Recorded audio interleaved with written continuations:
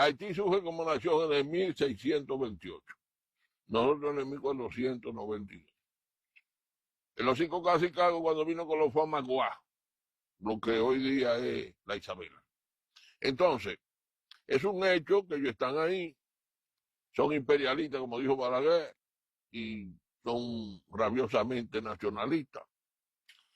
Yo considero dar el contrato de trabajo cada 2 años y renovárselo siempre y cuando como se puede. Ahora, el que entra aquí sin un papel es un intruso.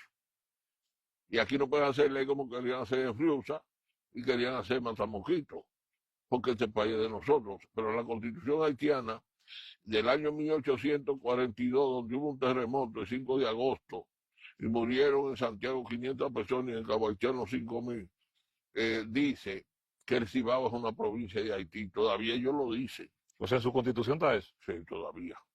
Entonces buscaron al emperador Zuluque, que era un analfabeto, de Dahomey, y ellos creían que era un pendejito, y le salió el hombre al revés, y el hombre tuvo contra nosotros varias invasiones, y Pedro Santana, que por él no hablamos patuá, fue el que decidió la nacionalidad. Y Trujillo la confirmó más atrás, con la matanza del 37, que fue un acuerdo entre Tenio Benzán, el presidente de Haití, que le dijo a Trujillo que le mataran a los enemigos políticos. A cambio, Trujillo le dijo, pues tú me das la frontera de nosotros llegaba hasta Guayubín, a 70 kilómetros de Santiago, y a la mata de Farfán, y entonces se puso la frontera hasta Pedernal.